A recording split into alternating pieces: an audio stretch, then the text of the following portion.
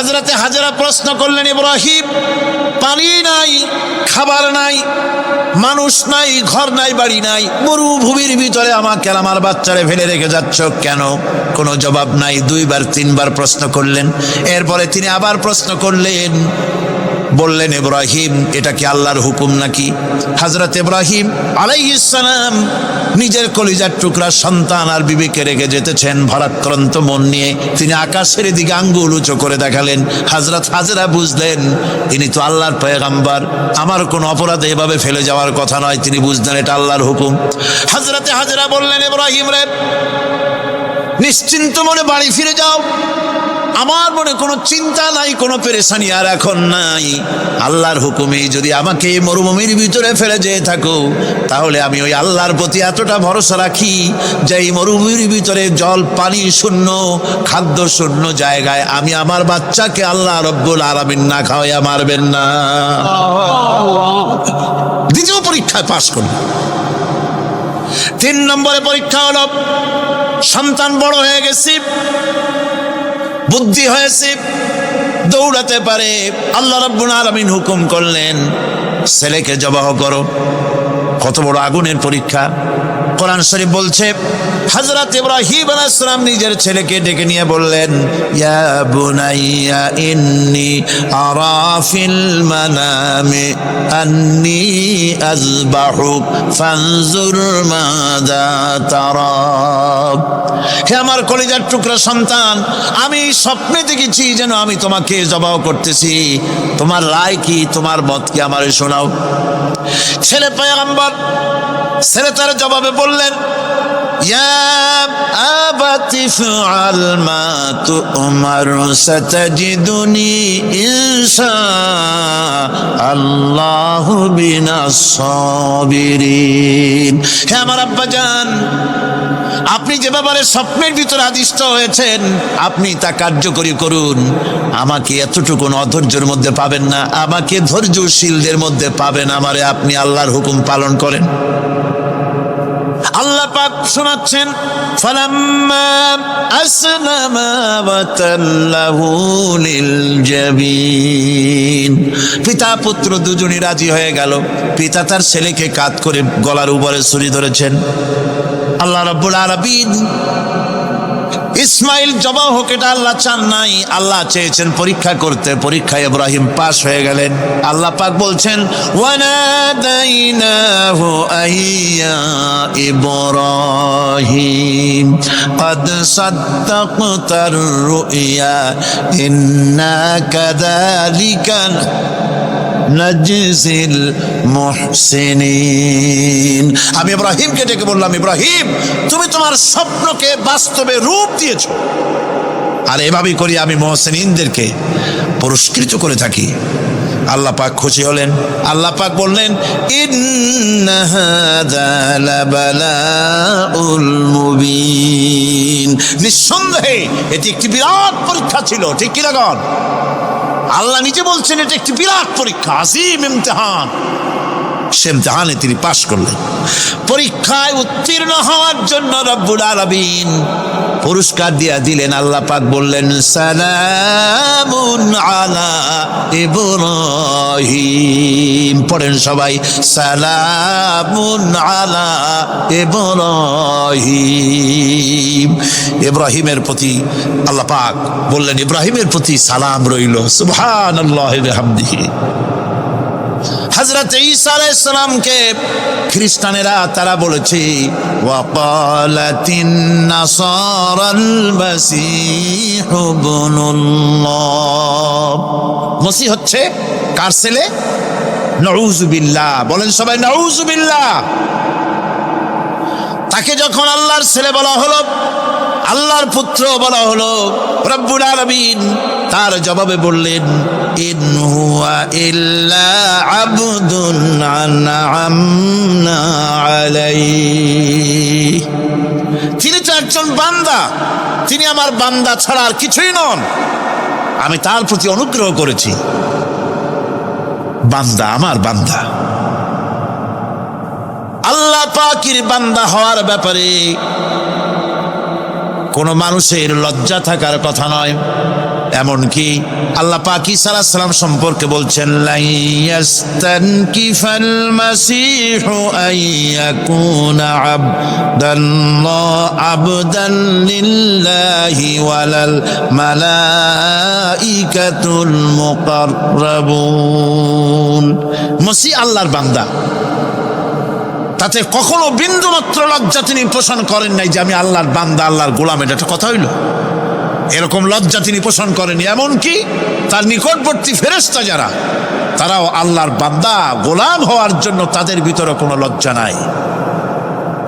যারা নাকি আল্লাহর গোলাম, এই ব্যাপারে যাদের মধ্যে লজ্জার সৃষ্টি হয়, আল্লাহর গোলাম এটা কেমন কথা, বান্দা হওয়াটা কেমন কথা। যারা গোলামীকে অস্বীকার করে তাদের সম্পর্কে আল্লাহ পাক বলছেন, ওয়া মাইয়াস্তানকিফ আন ইবাদাতিহি ওয়া ইস্তাকবির ফাসায়াহশুরুহুম ইলাইহি জামিআ। কেউ যদি আল্লাহর বন্দেগী করার ব্যাপারে লজ্জা পোষণ করে, যদি লজ্জার কারণ মনে করে, অহংকার করে, গৌরব করে, তাহলে তারা পালাবে কোথায়, যাবে কোথায়? আমি কিয়ামতের দিন সবগুলিকে এক জায়গায় করে ফেলবো। সুতরাং আল্লাহ পাকের গোলামিতে আল্লাহ যে বান্দা বলে যখন ডাকেন, লজ্জার কোনো কারণ নাই। অহংকার যে করবে সে নিজেকে ধ্বংস করবে। আল্লাহ পাক সব নবীদেরকে নিজের বান্দা বলেছেন। নবীরা কি আল্লাহ পাকের বান্দা। হযরত ইউসুফ আলাইহিস সালাম সম্পর্কে আল্লাহ পাক বলছেন, কাযালিকা লিনাসরিফা আনহু আস-সুআ ওয়াল ফাহশা ইন্নাহু মিন ইবাদিনাল মুখলাসিন। এরূপই ঘটলো যাতে আমি ইউসুফ আলাইহিস সালামকে, আমার বান্দা, তাকে আমি নির্লজ্জতা ইত্যাদি থেকে আমি রক্ষা করেছি। নিশ্চয়ই হযরত ইউসুফ ছিল আল্লাহ পাকের বান্দা, আল্লাহ পাকের আব্দ।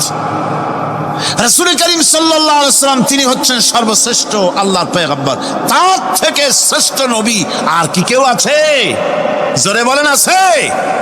তার থেকে মাহবুব, তার থেকে শ্রেষ্ঠ আল্লাহর কাছে আর কেউ নাই। সেই নবীকে আল্লাহ রাব্বুল আলামিন কোরআনে কারীমের ভিতরে তাকে আব্দ বলেছেন। কি বলেছেন? অনেকগুলি আয়াত আছে যে আয়াতের ভিতরে আল্লাহ পাক তার নাম নেন নাই, নবী বলেন নাই, রাসূল বলেন নাই, শুধু বলেছেন আব্দ।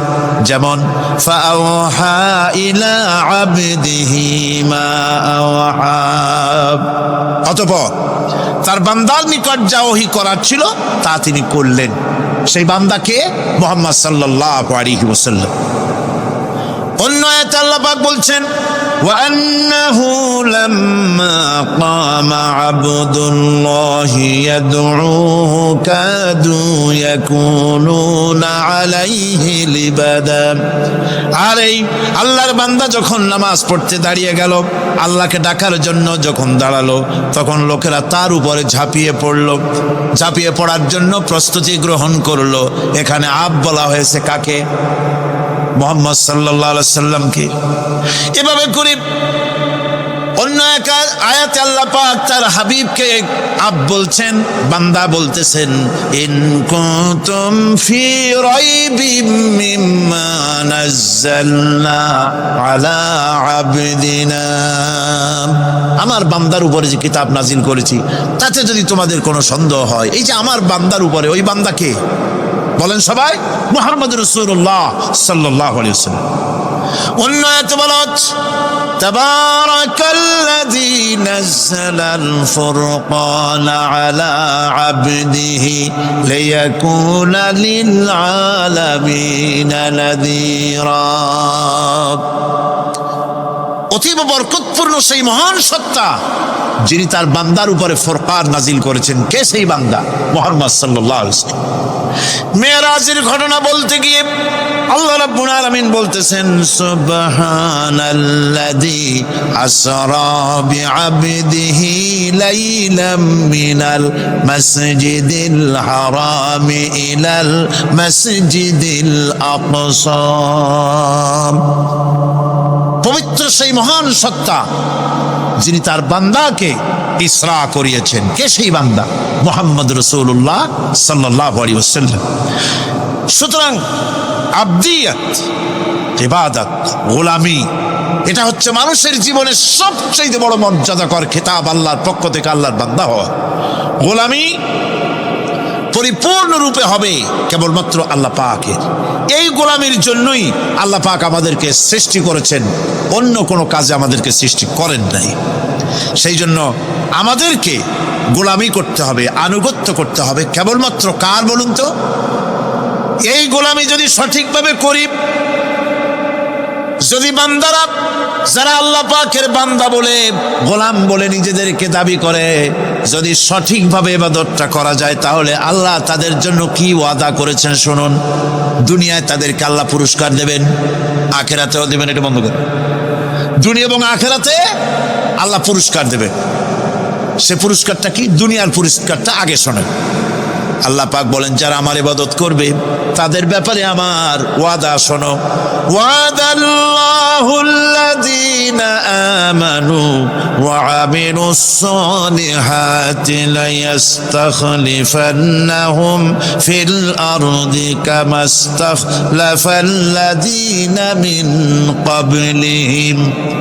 তোমাদের মধ্যে যারা ঈমান এনেছে এবং সৎ কাজ করেছে, আল্লাহ রাব্বুল আলামিন তাদের ব্যাপারে আল্লাহর ওয়াদা হচ্ছে, আল্লাহর প্রতিজ্ঞা হচ্ছে, আল্লাহ ওয়াদা করতেছেন তাদেরকে জমিনের উপরে প্রতিষ্ঠিত করবেন। যেমন করে তোমাদের পূর্বপুরুষদেরকে প্রতিষ্ঠিত করা হয়েছিল, ওইভাবে তোমাদেরকে প্রতিষ্ঠিত করা হবে। সুবহানাল্লাহ। প্রতিষ্ঠিত করা হবে মানে রাষ্ট্র ক্ষমতা দেওয়া হবে। কি দেওয়া হবে? যদি গোলাম হও। যদি কি হও? গোলাম। আল্লাহ পাক বলছেন শুধু তাই নয়, আমি আমার দিনকে যারা প্রতিষ্ঠা করবে, আমার গোলামেরা যদি, আমার বান্দারা সঠিকভাবে যদি আমার গোলামি করে, ঈমান আনে, আমলে সালেহ করে, নেক কাজ করে, আমি তাদেরকে রাষ্ট্র প্রতিষ্ঠার সুযোগ করে দেব। আর তাদের জন্য ভীতির পরিবর্তে, সন্ত্রাসের পরিবর্তে শান্তি কায়েম করে দেব। সুবহানাল্লাহ। وَلَيُمَكِّنَنَّ لَهُمْ دِينَهُمُ الَّذِي ارْتَضَىٰ لَهُمْ وَلَيُبَدِّلَنَّهُمْ مِنْ خَوْفِهِمْ أَمْنًا। তাদের দিনকে তারা নিজেদের জন্য যা পছন্দ করেছে অবশ্যই তিনি তা কায়েম করে দিবেন, এবং সন্ত্রাস আর ভীতির পরিবর্তে আল্লাহ নিরাপত্তা দান করবেন। যেরকম সুবহানাল্লাহ। সন্ত্রাস বন্ধ হবে, চুরি, ডাকাতি, জেনা, ব্যভিচার সব বন্ধ হয়ে যাবে। তোমরা ক্ষমতায় থাকবে, তোমরা ডমিনেটেড হবে না, তোমরা ডমিনেট করবে। গোটা পৃথিবীকে শাসন করবে, শাসিত তোমরা হবে না। আর ভীতির পরিবর্তে নিরাপত্তা তোমরা লাভ করবে। কি করলে? ইয়াবুদুনানি লা ইউশরিকুনা বি শাইআ। সুতরাং তারা যেন আমার ইবাদত করে এবং আমার সঙ্গে যেন কাউকে শরীক না করে। আল্লাহ বলছেন, তোমরা যদি আমার সাথে শরীক না করো, ইবাদতের মধ্যে কাউকে যদি শরীক স্থাপন না করো, আর যদি তোমরা আমার ইবাদতটা সলিডভাবে আমার জন্যই করো, তাহলে রাষ্ট্র ক্ষমতা তোমাদের হাতে আসবে, সন্ত্রাস নির্মূল হবে, শান্তি প্রতিষ্ঠিত হবে। এই হচ্ছে দুনিয়ার পুরস্কার। এটা কিসের পুরস্কার? আর আখিরাতের পুরস্কারের কথা বলা হচ্ছে, وَمَن يُطِعِ اللَّهَ وَرَسُولَهُ وَيَخْشَ اللَّهَ وَيَتَّقِهِ فَأُولَئِكَ هُمُ الْفَائِزُونَ। যে ব্যক্তি আল্লাহ এবং রাসূলের আনুগত্য করেছে, আল্লাহকে ভয় করে চলেছে, তার গজব থেকে বেঁচে রয়েছে, সেই হচ্ছে সফল কাম। সফল কাম মানে কি? কিয়ামতের দিন আল্লাহ পাক তাদেরকে জান্নাত দান করবেন। আল্লাহ পাক তাদেরকে কিয়ামতে কি দিবেন? জান্নাত দিবেন, চিরস্থায়ী শান্তির জায়গা, সেই জান্নাত লাভ করা যাবে। আজ ইবাদতের এই যে গুরুত্বপূর্ণ ইবাদত, এই ইবাদতের ভুল অর্থ সমাজের ভিতরে ছড়িয়ে আছে। সাধারণ মানুষেও ভুল করেছে, অসাধারণ মানুষেরাও ইবাদতের ভুল অর্থ করে ভুলের মধ্যে নিমজ্জিত আছে বিরাট সংখ্যক লোকেরা।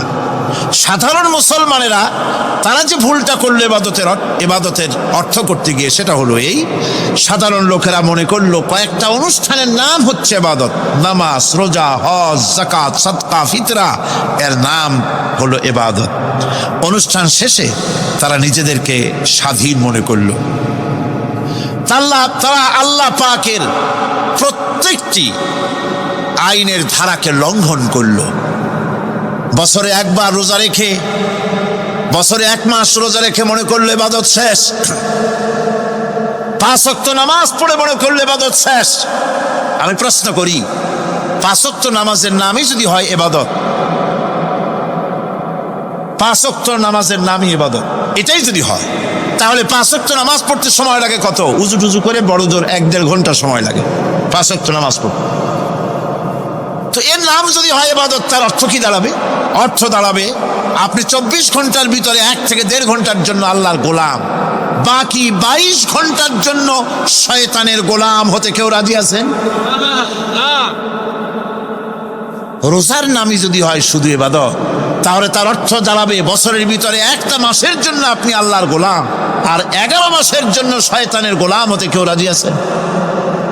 তাহলে বিষয়টা কি? বিষয়টা হচ্ছে নামাজ, রোজা, হজ, যাকাতি শুধুমাত্র ইবাদত নয়, আনুষ্ঠানিক ইবাদত তো বটেই, কম্পালসারি ইবাদত তো বটেই, কিন্তু শুধুমাত্র নামাজ, রোজা, হজ, যাকাত ইবাদত শুধুমাত্র নয়, এগুলি হচ্ছে ইবাদতের পার্ট, ইবাদতের অংশ।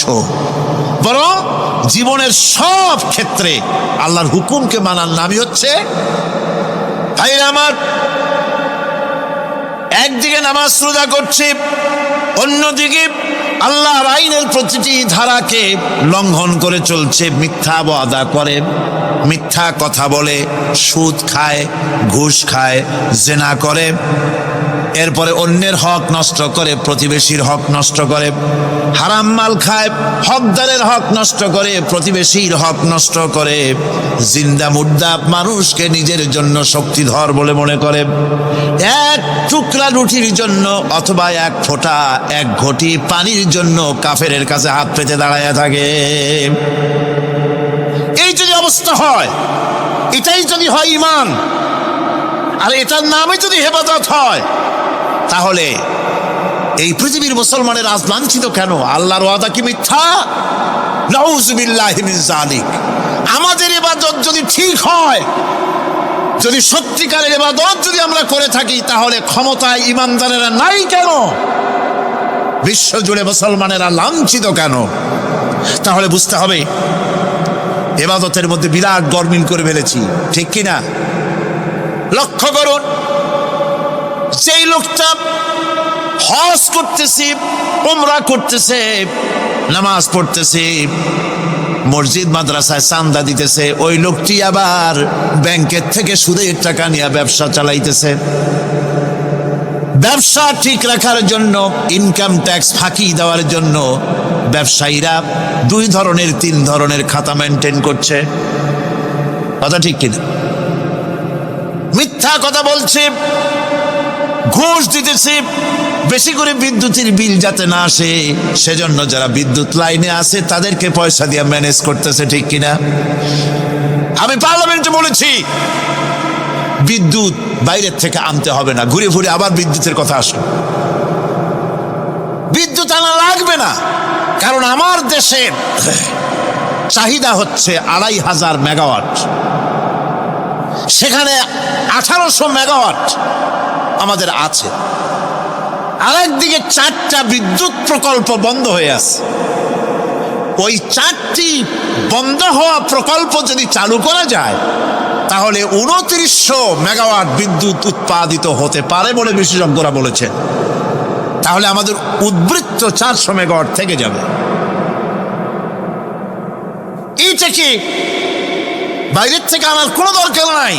বিদ্যুতের অপচয় বন্ধ করুন, বিদ্যুতের চুরি বন্ধ করেন। মিল কলকারখানা যাদের আছে, লক্ষ লক্ষ টাকা বিদ্যুৎ বিল হয়, কিন্তু লাইনম্যানদের সঙ্গে ম্যানেজ করে গভর্নমেন্টকে ফাঁকি দেওয়া হচ্ছে, ঠিক কিনা গো? তোমার নামাজের দাম কি? তোমার হজের 4 পয়সা দাম নাই। তুমি রাষ্ট্রকে ফাঁকি দিয়েছ, তুমি জনগণকে ফাঁকি দিয়েছ, তুমি দেশের শত্রু। টেলিফোনের বিল 1000 টাকা, লাখ টাকার বেশি বিল হয়, লাইনম্যানের সঙ্গে ম্যানেজ করে 500, 700, 2000 টাকা দিয়ে সারিয়ে দেয়, ঠিক কিনা? এরা জাতির শত্রু, দেশের শত্রু। এদেরকে ফায়ারিং স্কোয়াডে নিয়ে ক্রাশ ফায়ার করে উড়ায় দেওয়া উচিত। এরা দেশের দুশ্মন। আজ সিস্টেম লসের নাম দিয়া বিদ্যুৎ চুরির আরেক ব্যবস্থা করা হয়েছে। সিস্টেম লস করে ওনারা নিজেরা, আর এর ভোগান্তি জনগণকে করতে হয়। কসাইয়ের মতো ছুরি দিয়া জবাও করে জনগণের কাছ থেকে সিস্টেম লসের চার্জ আদায় করা হয়। আমি পার্লামেন্টে বলেছি, মাননীয় স্পিকার, সিস্টেম লস এই নামটা উঠায় দেন, এই প্রথা বন্ধ করে দিন। বিদ্যুৎ ধার করা লাগবে না, আল্লাহ আমাদের দেশে যথেষ্ট দিছে, কোনো জিনিসের অভাব নাই। এখানে গ্যাস আছে, তেল আছে, বিদ্যুৎ আছে, পাট আছে, চা আছে, নাই কি? অন্তত 8.5 কোটি টাকার কাগজ গুদামের মধ্যে বন্দী হয়ে আছে। ভারতকে খুশি করার জন্য সে দেশ থেকে কাগজ এনে খবরের কাগজ ছাপানো হচ্ছে, আর 8.5 কোটি টাকার কাগজ নষ্ট হয়ে যাচ্ছে, আমার দেশের কাগজ। সুতরাং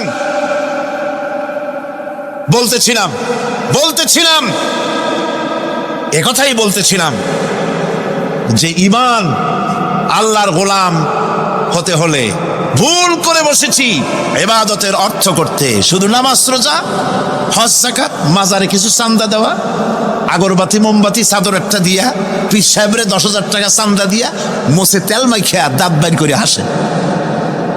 বেহেশতে তো গেছি, আর দেরি কত? বেহেশত তুমি যাবা, এত সহজ? দেশকে ফাঁকি দিয়েছ, জনগণকে ফাঁকি দিয়েছ, নিজের মেয়েকে ফাঁকি দিয়েছে। বিবাহের সময় টাকা পয়সা দিয়া বিবাহ টিবাহ করায় দিল। ব্যবসা, ধানি সম্পত্তি, বাড়ির সম্পত্তি সব ছেলেদেরকে দিয়ে দিল, মেয়েটারে ফাঁকি দিয়ে দিল। দেয় না এরকম? ফুপুকে ফাঁকি দিল, বোনকে ফাঁকি দিল। এরপরে মোনাজাত করে সবে বরাতে, আল্লাহ আমারে বেহেশত দিও। ফেরেশতারা কয়, মর তুই আগে, বেহেশত তোরে কেমনে দেয় ভালো করে দেখায় দেব। বেটা তুই যাবি বেহেশতে? এত সোজা? ওটা মামু বাড়ির বারান্দা নাকি? এত সহজ নয়। সুতরাং সাধারণ মানুষ মারাত্মক ভুল করেছে এখানে। নামাজ, রোজা, হজ, যাকাত ইবাদত, আর কিছু কি ইবাদত মনে করে নাই? আপনার চাকরি আপনার ইবাদত, চাকরিতে ফাঁকি দেওয়া যাবে না। আপনি সুস্থ মানুষ, মেডিকেল লিভ নিয়ে ওয়াজ মাহফিল অথবা কোনো ইজতিমায় যাওয়া যাবে না, কোনো চেল্লা দিতে যাওয়া যাবে না। মেডিকেল লিভ নিয়ে আপনি সুস্থ মানুষ, কেন আপনি মেডিকেল লিভ নিচ্ছেন? আপনি ফাঁকি দিতে পারবেন না। সরকারি চাকরি করেন, মিল কলকারখানায় চাকরি করেন, ফরজ নামাজ পড়েছেন ভালো কথা, সুন্নাত পড়েছেন ভালো কথা, নফল পড়বেন না। জোহরের নফল পড়া বাদ দিন। যদি আপনি চাকরিজীবী হন, চাকরি করেন, ওটাই ইবাদত। এর নাম ইসলাম। গভর্নমেন্ট যে বেতন দেয় সেই বেতনের উপরে সন্তুষ্ট থাকুন, ঘুষ খাইয়েন না। যদি বেশি বেতন লাগে গভর্নমেন্টের কাছে দাবি জানান যে আমাদের বেতন বাড়ায় দাও। ঘুষ খাবেন কেন? হারাম। জোরে কোন এটা কি?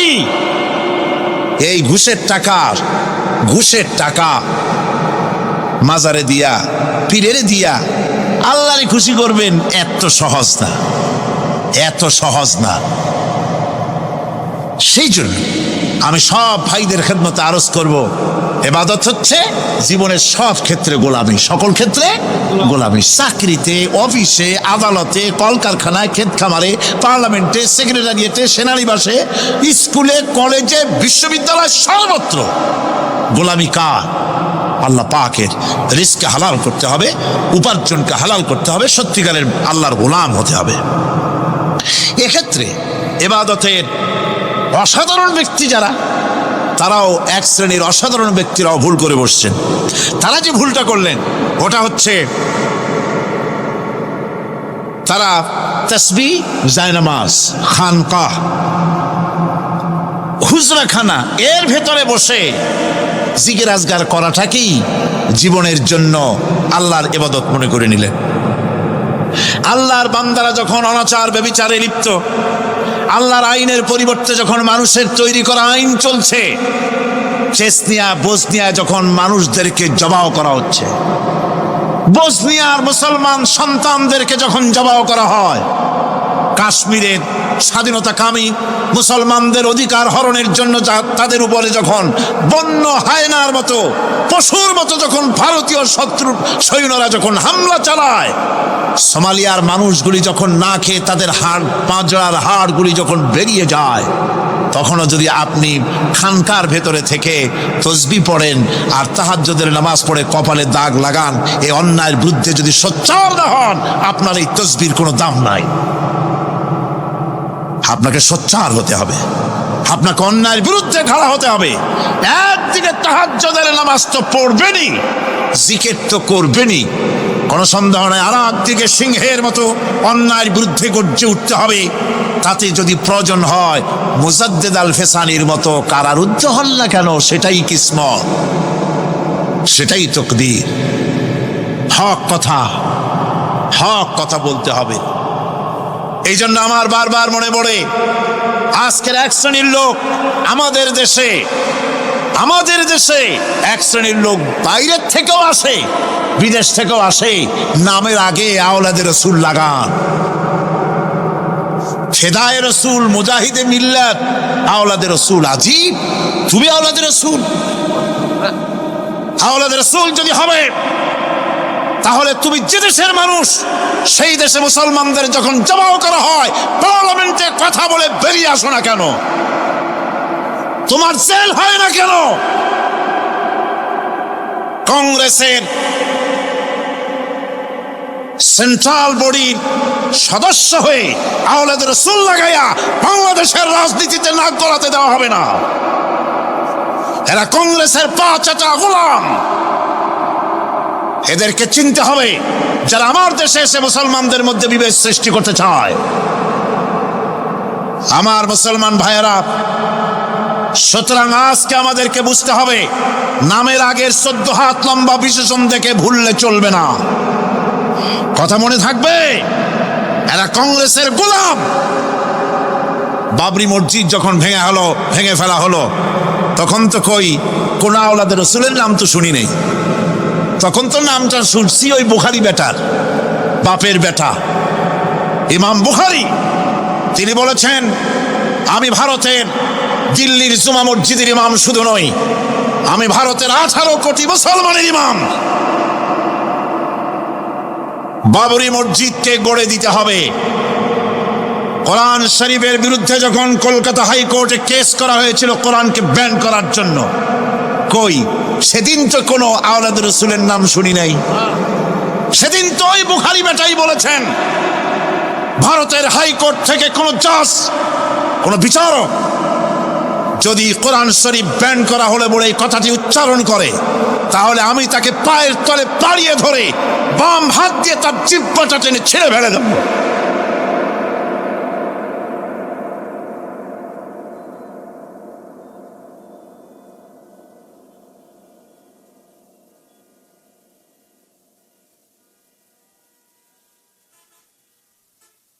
বন্ধুগণ, সুতরাং আমাদেরকে বুঝতে হবে, বসুন, বেয়াদবি করবেন না, বসেন। আমাদেরকে বুঝতে হবে, খানকায় শুধু জিকির আজগার করলেই চলবে না। হযরতে শাহজালাল রহমতুল্লাহ আলাইহি এক হাতে ছিল তরবারি, আর এক হাতে ছিল কোরআন। লড়াই করেছেন। হযরতে শাহ মখদুম, হযরতে খান জাহান আলী, হযরতে খাজা মুঈনুদ্দিন চিশতি আজমেরি রহমতুল্লাহ আলাইহি, হযরতে মুজাদ্দিদ আল ফিসানি রহমতুল্লাহ আলাইহি। মুরিদের বাড়ি জম্মের খাওয়া খাইয়া পেটটা কুমিরের মতো বড় করে নাই। জেল খেটেছে হক কথা বলতে গিয়ে। বাপের বেটা হও, নিজের দেশে কথা কও। বাংলাদেশে এসে তারপরে জনগণের টাকা লুটপাট করার কাউকে অধিকার দেওয়া হবে না। আমার বন্ধুগণ, আল্লাহর ওলি যারা, তারা এভাবে করে জনগণের খেদমত করেছেন, কথা বলেছেন। সুতরাং শুধু জিকির আজগার করলেই হবে না, হক কথা বলতে হবে স্পষ্ট করে। এটাই হলো ইবাদতের হক আদায় হবে। যদি সত্যিকারের হক কথা বলা যায়, অসাধারণ ব্যক্তিরা ময়দানে কথা বলবেন, হক কথা বলবেন, অন্যায়ের বিরুদ্ধে সোচ্চার হবেন। আর সাধারণ জনগণ কথা ও কাজের মিল করবেন, নামাজ রোজা হজ যাকাত করবেন যার কথা মতো, রাজনীতি অর্থনীতি সমাজনীতি করবেন সেই আল্লাহর কথা মতো। তাহলেই সত্যিকারের মুসলমান হওয়া যাবে। কথা বুঝে আসছে কিনা ভাই? কথা বুঝে আসছে কিনা? একটু জোরে সরে জিকির করেন, লা ইলাহা ইল্লাল্লাহ, লা ইলাহা, লা ইলাহা ইল্লাল্লাহ। আরো জোরে,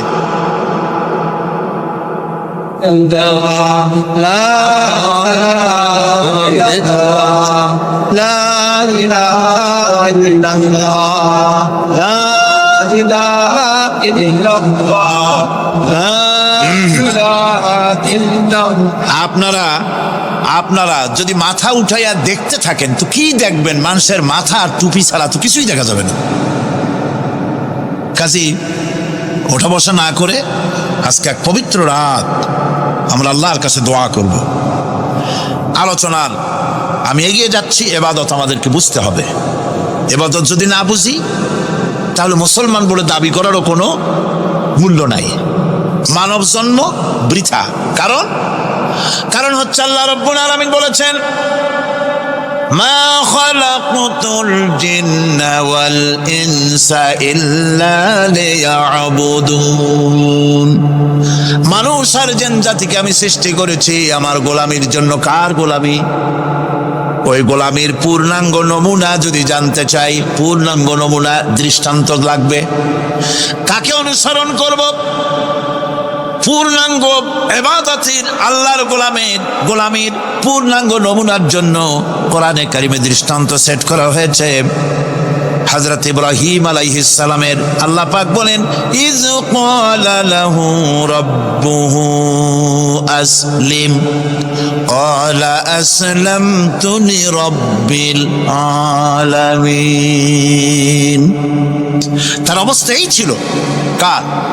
ইব্রাহিম আলাইহিস সালামের। তার অবস্থা এই ছিল যে তার রব যখন তাকে বললেন আনুগত্যের মস্তককে অবনত করে দাও, তিনি বললেন আমি আমার বিশ্বপালকের সামনে মাথাটা নত করে দিলাম। সুবহানাল্লাহ। কোনো শর্ত ছাড়াই মাথা নিচু করে দিলাম। এই পন্থায় তিনি যে পন্থাটা অবলম্বন করেছিলেন, এই পন্থায় চলার জন্য তার সন্তানদেরকেও তিনি হুকুম করেছিলেন। ووصى بها إبراهيم ببنيه ويعقوب يا بني إن الله اصطفى لكم الدين فلا تموتن إلا وأنتم مسلمون। ইয়াকুব এবং ইব্রাহিম আলাইহিস সালাম তার সন্তানদেরকে এই উপদেশ দিয়েছিলেন যে তিনি বলেছিলেন, হে আমার সন্তানেরা, আল্লাহ ছাড়া তোমাদের জন্য আল্লাহ পাক এই দ্বীনকে মনোনীত করেছেন। আল্লাহ পাকের আনুগত্য করবে, তার দ্বীনের প্রতি সারেন্ডার করবে। আর খবরদার মুসলমান না হয়ে যেন তোমরা মরে যেও না। আমৃত্যু মুসলমান অবস্থায় থাকবে, অর্থাৎ মৃত্যু পর্যন্ত থাকবে কি অবস্থায়? মুসলমান অবস্থায়। أم كنتم شهداء إذ حضر يعقوب الموت إذ قال لبنيه ما تعبدون من بعدي। ইয়াকুব আলাইহিস সালাম তার মৃত্যুর সময় জিজ্ঞেস করেছিলেন, ও আমার সন্তানেরা, আমার মৃত্যুর পরে তোমরা কার ইবাদত করবে, কার গোলামি করবে? তারা জবাব দিলেন, قالوا نعبد إلهك وإله آبائك إبراهيم وإسماعيل وإسحاق إلها واحدا ونحن له مسلمون। নিঃসন্দেহে আমরা ইবাদত করব, গোলামি করব আপনার রবের, আপনার পিতার রবের, এবং আল্লাহর ইবাদত করব। আপনিও আপনার পূর্বপুরুষ ইব্রাহিম ইসমাইল যে আল্লাহকে ইবাদত করেছে সে আল্লাহ পাকের ইবাদত আমরা করব এবং তার অনুগত হয়ে থাকব। দাসত্ব এবং দাসত্বের গোলামীর পূর্ণাঙ্গ নমুনা হচ্ছেন হযরত ইব্রাহিম আলাইহিস সালাম। আল্লাহর গোটা জমিন যখন শিরকের অন্ধকারে ডুবে গিয়েছিল, তখন হযরত ইব্রাহিম আলাইহিস সালাম তাওহীদের আলো জ্বালিয়ে দিয়েছিলেন। এই নিবেদিতদের ইমাম হিসাবে আল্লাহ পাক তাকে ঘোষণা দিলেন। কোরআনে কারীম বলছে, ওয়াইযা বতালা ইব্রাহিম রাব্বুহু বিকালিমাতিন ফাতাম্মাহুন্না ক্বালা ইন্নী জাঈলুকা লিন-নাসি ইমামা। ইব্রাহিমকে তার রব কয়েকটি বাক্য দিয়ে পরীক্ষা করলেন এবং তিনি সেই পরীক্ষাগুলোতে পাশ করলেন। তখন আল্লাহ রাব্বুল আলামিন তাকে বললেন যে আমি তোমাকে গোটা বিশ্ব মানবতার জন্য, গোটা বিশ্বের সমস্ত মানুষের জন্য আমি তোমাকে নেতা বানাবো। সুবহানাল্লাহি বিহামদিহি। প্রথম পরীক্ষা হলো, গতকাল বলেছি, সে আগুনের পরীক্ষা। সেখানে আল্লাহ পাক তাকে পাশ করালেন, তিনি পাশ করলেন। দ্বিতীয় পরীক্ষা ছিল বিবি এবং নবজাতক সন্তানকে নিয়ে আল্লাহ হুকুম করলেন, এই বিবি আর বাচ্চারে নিয়ে মরুভূমিতে রেখে আসো। মরুভূমিতে যেখানে ঘর নাই, বাড়ি নাই, সেই জায়গায় বিবি এবং বাচ্চাকে রেখে যাওয়ার সময় তিনি বললেন, রব্বানা ইন্নী আসকানতু মিন যুররিয়্যাতি বিওয়াদিন গায়রি যী যারইন ইনদা বাইতিকাল মুহাররাম। হায় আল্লাহ রাব্বুল আলামিন, আমি পানি এবং তরুলতাবিহীন এক মরুভূমির ভিতরে আমার বংশের একটি অংশকে এখানে রেখে গেলাম। তোমার ঘরের কাছে পুনর্বাসিত আমি তাদের কাছে, এই ঘরের কাছে, সম্মানিত ঘরের কাছে রেখে গেলাম। পরীক্ষায় তিনি পাশ করলেন। হযরতে হাজেরা প্রশ্ন করলেন, ইব্রাহিম, পানি নাই, খাবার নাই, মানুষ নাই, ঘর নাই, বাড়ি নাই, মরুভূমির ভিতরে আমাকে আর আমার বাচ্চারে ফেলে রেখে যাচ্ছ কেন? কোনো জবাব নাই। দুইবার তিনবার প্রশ্ন করলেন। এরপরে তিনি আবার প্রশ্ন করলেন, বললেন, ইব্রাহিম, এটা কি আল্লাহর হুকুম নাকি? হযরত ইব্রাহিম আলাইহিস সালাম নিজের কলিজার টুকরা সন্তান আর বিবিকে রেখে যেতেছেন ভারাক্রান্ত মন নিয়ে। তিনি আকাশের দিকে আঙ্গুল উঁচু করে দেখালেন। হযরত হাজেরা বুঝলেন ইনি তো আল্লাহর পয়গম্বর, আমার কোনো অপরাধে এভাবে ফেলে যাওয়ার কথা নয়। তিনি বুঝলেন এটা আল্লাহর হুকুম।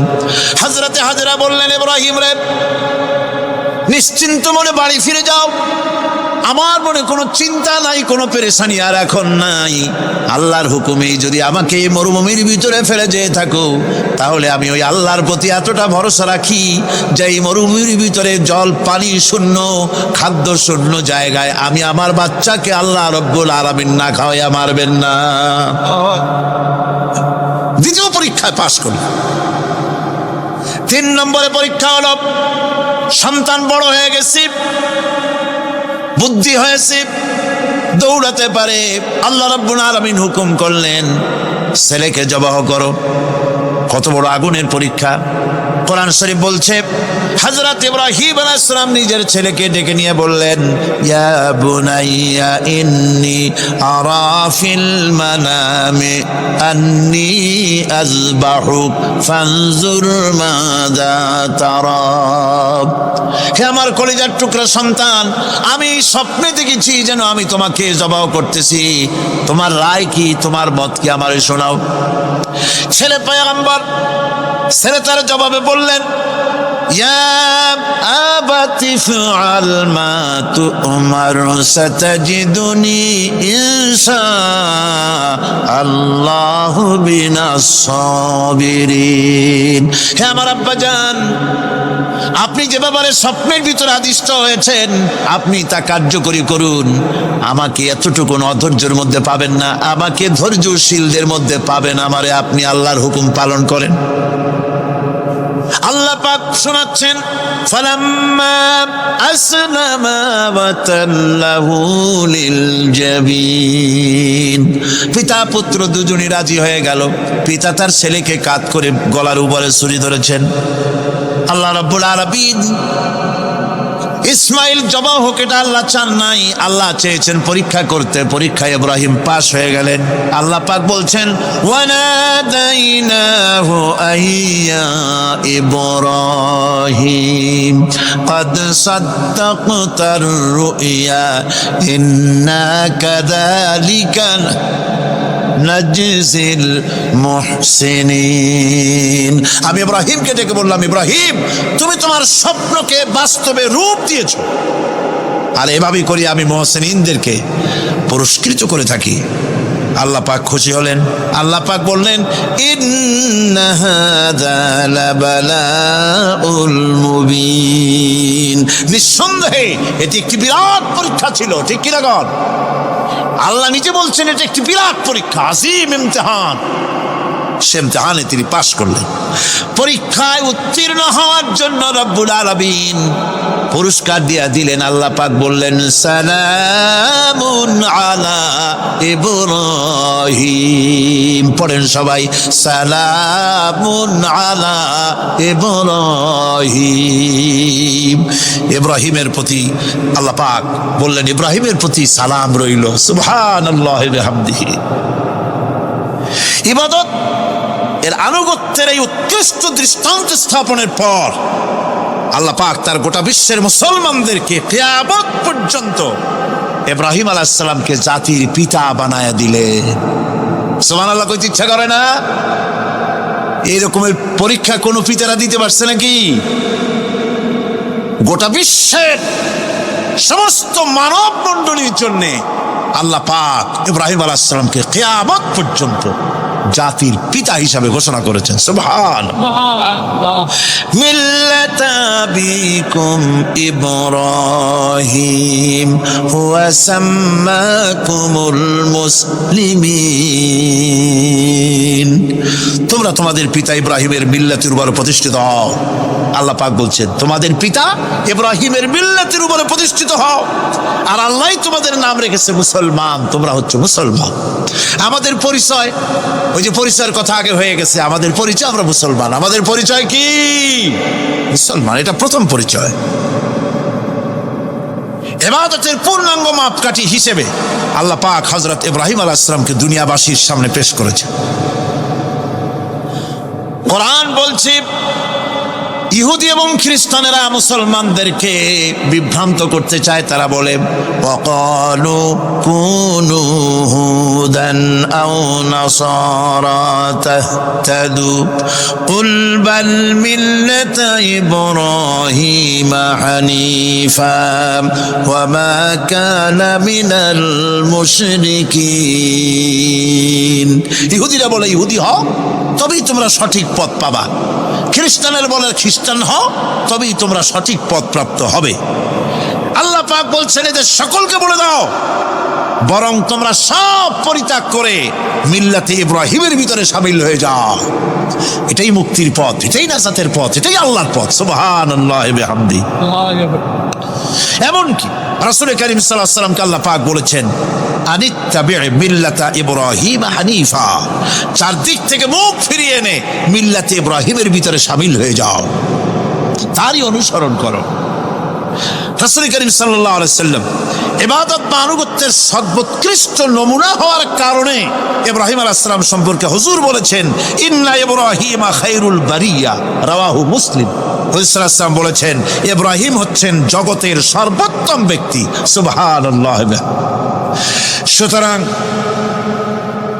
আমাদেরকে ইবাদতের নমুনা হিসেবে ইব্রাহিম আলাইহিস সালামকেও মানদণ্ড হিসেবে দেখতে হবে যে কিভাবে তিনি সারেন্ডার করেছিলেন আল্লাহ পাকের দরবারে।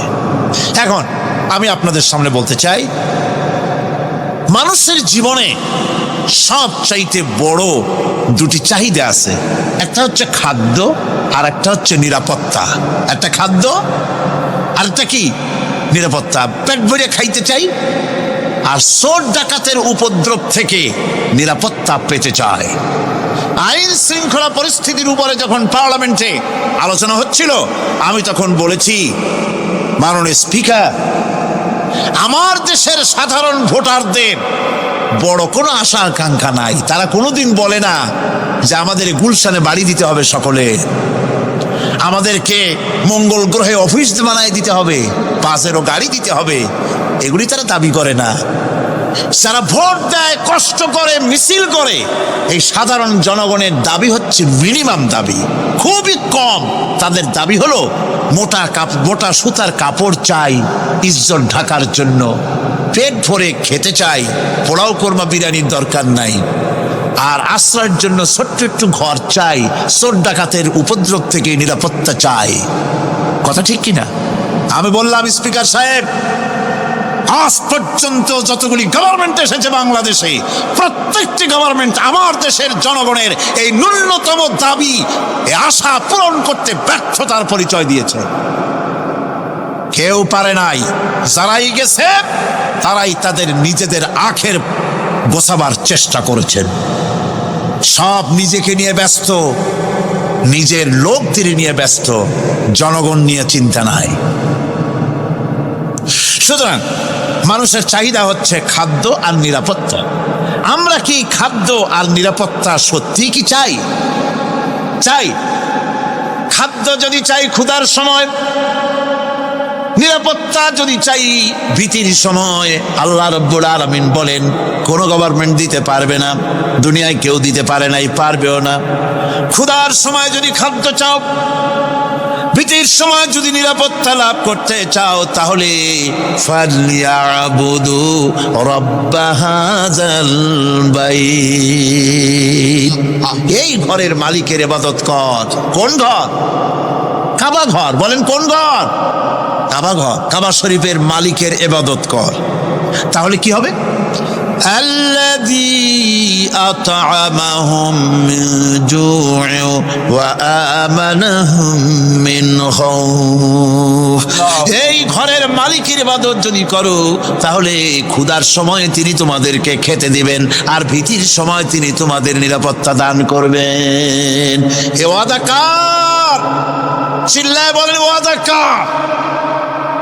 আল্লাহ পাকের ওয়াদা বিশ্বাস হলো না, এমনই পোড়া কপালের মুসলমান। নির্বাচন যখন আসলো, সলিমউদ্দিন সাহেব আসতেন মঞ্চের উপরে, পরিচয় করানো হচ্ছে। এত আপনারা যার বক্তৃতা শোনার জন্য দ্বিপ্রহরের রৌদ্রে কষ্ট করতেছিলেন, এখন সেই সংগ্রামী জননায়ক, বিপ্লবী সন্তান, তিনি এখন আপনাদের সামনে বক্তব্য রাখবেন। উনি দাঁড়ায় বললেন, ভাইয়ার আমার, বোনের আমার, আমি এবার বোতল মার্কা বাক্স নিয়ে দাঁড়াইছি, আমারে সকলে মিলে ভোট দেন। এবার যদি ক্ষমতায় যেতে পারি, না খাইয়া কেউ মরবেন না, কিন্তু কি খাইয়া মরবে তাও কয় না। মানুষেরা এই কথাগুলি বিশ্বাস করলার সমানে ভোট দিল। হায় রে কপাল! আল্লাহ বললেন আমার ইবাদত কর, আমার গোলামি কর জীবনের সব জায়গায়, তাহলে ক্ষুধার সময় খাইতে পারবি আর ভীতির সময় নিরাপত্তা পাবি। আল্লাহর কথাটা বিশ্বাস হইল না। এই নামাজ পড়ার মুসলমানের দাম আছে? কোন দাম আছে? এ রোজাকার দাম আছে? এ মুসলমান দাবি করার দাম আছে? আল্লাহ রাব্বুল আলামিন তিনি পরিষ্কার করে বলছেন, এই ঘরের মালিকের ইবাদত করো, তিনি ক্ষুধার সময় খেতে দিবেন, আর তিনি তোমাদেরকে ভীতির সময় নিরাপত্তা দান করবেন।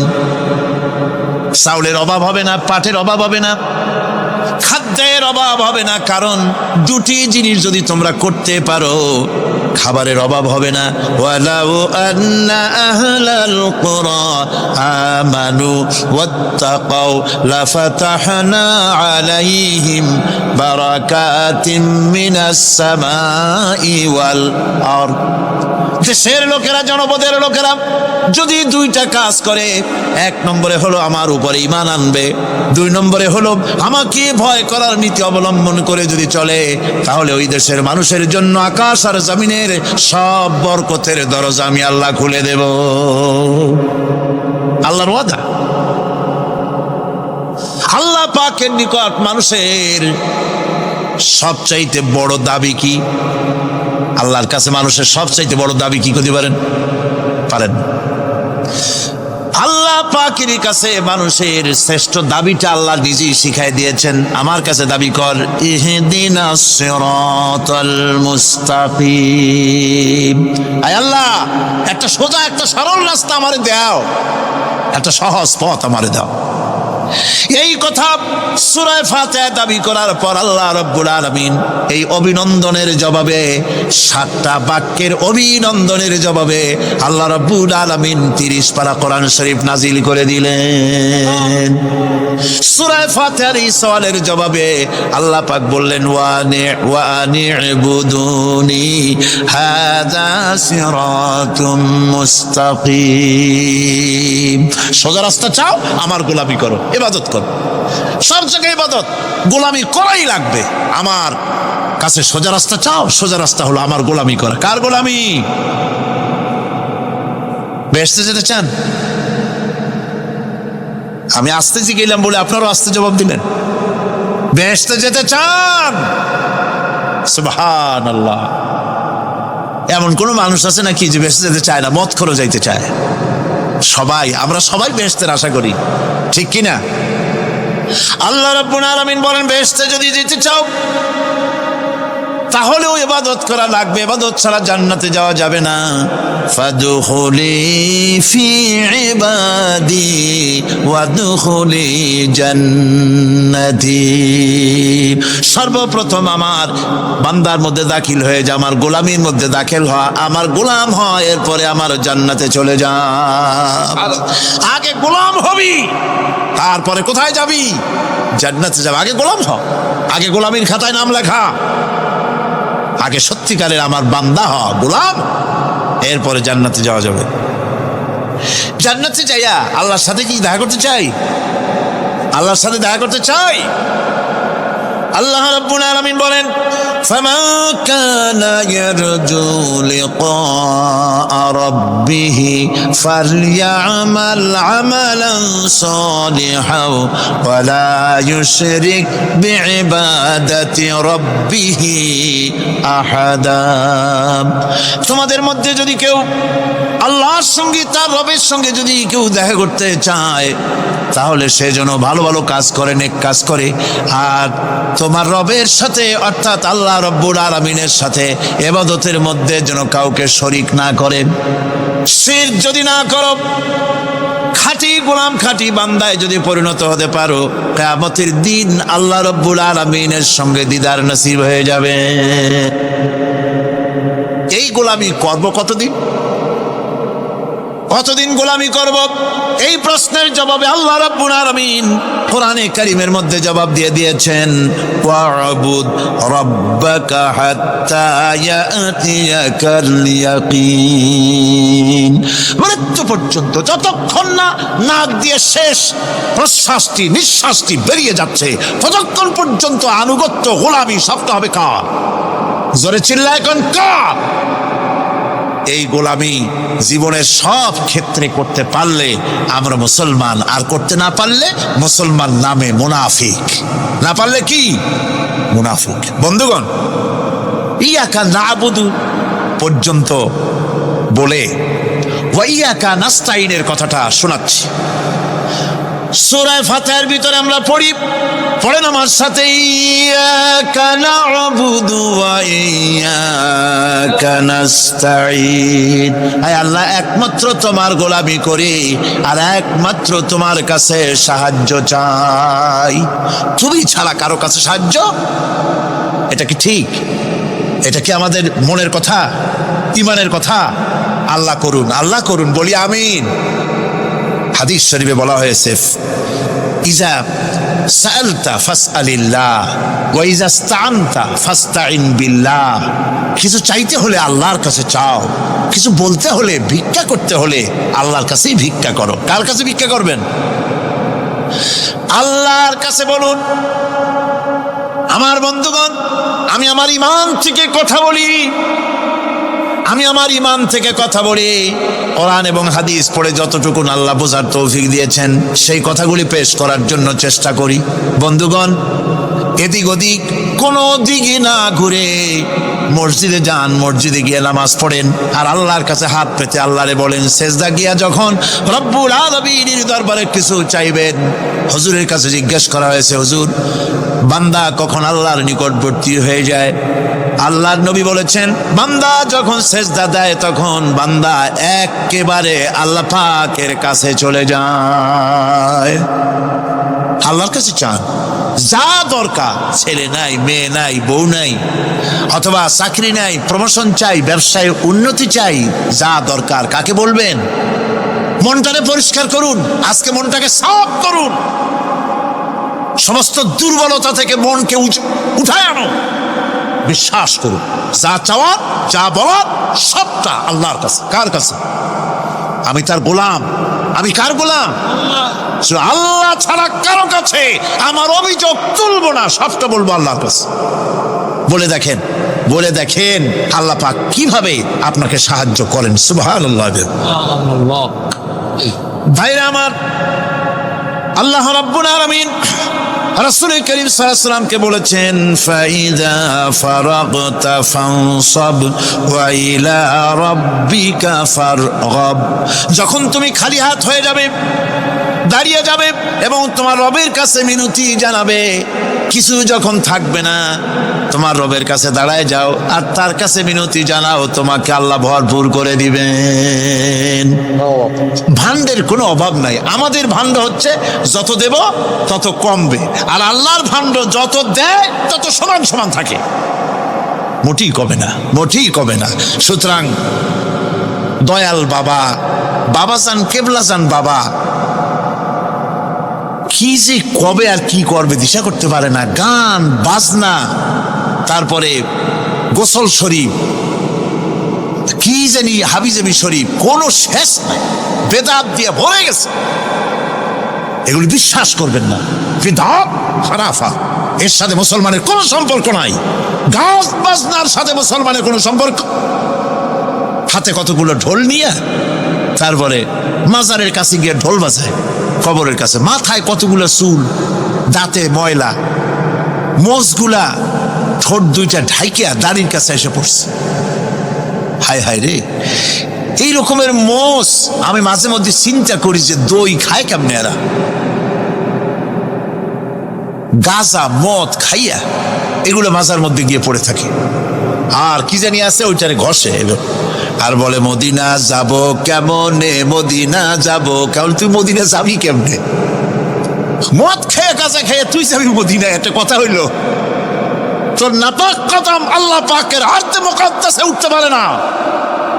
বদকার, জেনাকার, শারাবি, কাবাবি আল্লাহ পাকের নাফরমান। কতগুলা শালু কাপড় গায়ে দিয়া, মাথায় কতগুলা চুল রাখিয়া, তারপরে গ্রামের নামে শরীফ। আশ্চর্য কথা, এই গ্রামের নাম শরীফ, ওই গ্রামের নামের মাথায় গিয়া শরীফ। শরীফ তো মক্কা শরীফ, মদিনা শরীফ, কোরআন শরীফ, হাদিস শরীফ। আর শরীফের দরকার নাই। শরীফের জাত মারছে গ্রামে গ্রামে শরীফ লাগাইয়া, কর্ণফুলী শরীফ, চন্দ্রঘোনা শরীফ। আশ্চর্য কথা, শরীফ শব্দের একটা ইজ্জত থাকা উচিত, ঠিক কিনা কন? আপনাদেরকে সতর্ক হতে হবে। আনুগত্য এবং গোলামি সকল ব্যাপারে আল্লাহ পাকের করতে হবে। চাইতে হবে কার কাছে? আল্লাহর কাছে। আমার এই কথা আপনাদের মনে আছে কিনা জানি না। সম্রাট শাহজাহানের সময় এক ফকির, এক ভিক্ষুক ভিক্ষা করে বেড়াতো। 70-80 বছর বয়স হয়ে গিয়েছে। এক লোক বলছে, সারা জীবন তো তোমার ছোটবেলা থেকে ভিক্ষা করতে দেখলাম। সে বলল, মানুষে দেয় তো 2 পয়সা 1 পয়সা, ভিক্ষা ছাড়া করবোটা কি? লোকটি বলল, তোমার একটা পরামর্শ দেই, একদিন সম্রাটের কাছে গিয়ে যেয়ে দেখো, একবারে যা দেবে খাইয়া কুলাইতে পারবে না। সম্রাট শাহজাহান কোথায় আছে এখন? দেখো গিয়া মসজিদে আছে। লোকটি মসজিদের বাইরে গিয়ে দেখে সম্রাট একা হাত তুলে বসে আছে, চোখ থেকে পানি পড়তেছে দরদর করে, দাড়ি ভিজে জামায় পড়তেছে। বহুক্ষণ দাঁড়িয়ে আছে। এরপরে সম্রাট তার মুনাজাত শেষ করে বেরিয়ে আসছেন। ফকিরের সঙ্গে দেখা। ফকির বলল, আসসালামু আলাইকুম। তিনি বললেন, ওয়ালাইকুম আসসালাম ওয়া রাহমাতুল্লাহ। ফকির রওনা করেছে। বাদশা বলছে, তুমি তো একজন ভিক্ষুক মানুষ বলি মনে হয়, আমার কাছে তো কেউ কিছু না চাইয়া যায় না, তুমি যে কিছু না চেয়েই চলে যাচ্ছ। ভিক্ষুক বলছে, জাহাপানা, সত্যি কিছু চাইতে এসেছিলাম আপনার কাছে, কিন্তু আপনার অবস্থা দেখে আমার জ্ঞানের চোখ খুলে গেছে। আমি দেখতে পেলাম আমি যে সম্রাটের কাছে ভিক্ষা চাইতে আসলাম, আমি তো শুধু তাকায় আছি, আমি তো কান্দি না, বরং আমি যার কাছে চাইতে এসেছি তিনি আমার চাইতে আরো নগণ্য ভিক্ষুকের মতো হয়ে কার কাছে যেন হাত পেতে চোখের পানি ফেলে কান্দে। মনে মনে ভাবলাম, সম্রাট কান্দে যে সম্রাটের কাছে, ওই আল্লাহ সারা জীবনে কারো কাছে কিছু চাইব না। আল্লাহর কাছে চাওয়ার অভ্যাস করুন, তিনি দিতে পারেন, সবকিছু তার আছে। এই বিশ্বাস মনের ভিতরে জমাতে হবে, তাহলেই সত্যিকারের মুসলমান আমরা হব। আল্লাহ পাক সত্যিকারের গোলাম আমাদেরকে বানাবেন, আমরা বলি আমিন। মুনাফিকদের আর একটা চরিত্র হলো, তারা যদি আজান শুনতে পায়, আজান এবং নামাজ সম্পর্কে তারা কটূক্তি করে, আজান এবং নামাজ সম্পর্কে তারা কটূক্তি করতে থাকে। এটা হলো মুনাফিকদের আর একটা চরিত্র। আল্লাহ রাব্বুল আলামিন বলেন, ওয়াইদা নাদাইতুম ইলাস সালাতি ইত্তাখাযুহা হুজওয়ান ওয়া লাইবান। যখন আজান তারা শোনে, যখন নামাজের দিকে তখন তাদেরকে ডাকা হয়, তখন তারা ঠাট্টা করে, বিদ্রুপ করে। আরেকটি চরিত্র হলো, সমাজের ভিতরে অশ্লীলতা বাড়াবার জন্য তারা প্রচেষ্টা চালায়। ইন্নাল্লাযীনা ইউহিব্বুনা আন তাশিআল ফাহিশাতু ফিল্লাযীনা আমানু লাহুম আযাবুন আলীম। ঈমানদার লোকদের মধ্যে অশ্লীলতা এরা বেশি করে ছড়াবার জন্য চেষ্টা করে, মানুষকে দুশ্চরিত্র বানাবার জন্য তারা চেষ্টা করে। এইভাবে করে রেডিওর মাঝে, সিনেমার ভিতরে, গানের মাধ্যমে, যাত্রার মাধ্যমে, পত্রপত্রিকার মাধ্যমে নানানভাবে চেষ্টা চালায় যাতে করে মুসলমানদের মধ্যে চরিত্রহীনতা বাড়তে থাকে, শয়তানি বদমাশি বাড়ে, মানুষ চরিত্রবান হতে পারে এমন কিছু প্রদর্শিত হবে না, বরং প্রদর্শিত হবে মুনাফিকরা চেষ্টাই চালাবে যাতে করে মানুষের দ্বীন ও ঈমান নষ্ট হতে পারে, সেগুলি তারা করতে থাকবে। এগুলি হলো মুনাফিকের চরিত্র। এগুলি কি চরিত্র? পাপের কাজ যদি দেখে তড়িৎ গতিতে ওরা ঝাঁপিয়ে পড়ে। কোরআনে কারিমে রব্বুল আলামিন বলেন, ওয়া তারা কাসীরাম মিনহুম ইউসারিউনা ফিল ইসমি ওয়াল উদওয়ান। মুনাফিকদের চরিত্র এটাও যে তারা যখনই সুযোগ পায় তখনই খারাপ কাজের দিকে, মন্দ কাজের দিকে ঝাঁপায় পড়ে এবং মানুষদেরকে মন্দের দিকে, গুনাহের দিকে, জুলুমের দিকে, অত্যাচারের দিকে তড়িৎ গতিতে তারা ঝাঁপায় পড়ে। এটা হলো তাদের কাজ। মুনাফিকদের আর একটা চরিত্র হচ্ছে, তারা যদি নামাজ পড়তে দাঁড়ায়, নামাজ তারা পড়ে মানুষকে দেখাবার জন্য, আল্লাহকে খুশি করার জন্য মুনাফিকরা নামাজ পড়ে না। কোরআনে কারিমে বলা হচ্ছে, ওয়াইদা কামু ইলাস সালাতি কামু কুসালা ইউরাউনান নাস।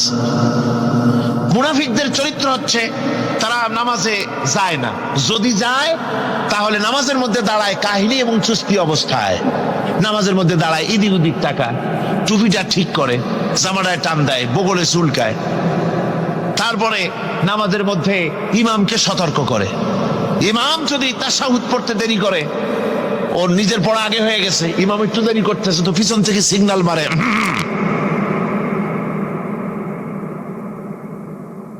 এগুলি নামাজ হচ্ছে। আল্লাহ পাক বলছেন, ইউরাউনান নাস, এরা মানুষকে দেখাবার জন্য নামাজ পড়ে, এগুলি আসল নামাজ নয়। এগুলি আসল নামাজ নয়, আল্লাহকে সন্তুষ্ট করার জন্য নয়, এগুলি মানুষকে দেখাবার জন্য তারা নামাজ পড়ে। আমার ভাইরা, ইসলামের চরিত্রগুলি, কাজগুলি তারা করতে চায় না। সব সময়ের জন্য ইসলামের সঙ্গে বিরোধিতা করা এবং ইসলামের অপব্যাখ্যা করা, এগুলি হচ্ছে এই মুনাফিকদের চরিত্র, মুনাফিকদের কাজ। মুনাফিকরা চিরটা কাল এভাবে মুসলমানদের সঙ্গে খারাপ ব্যবহার করে এসছে এবং নিজেরা জাহান্নামের পথকে এভাবে তারা করে নিয়েছে।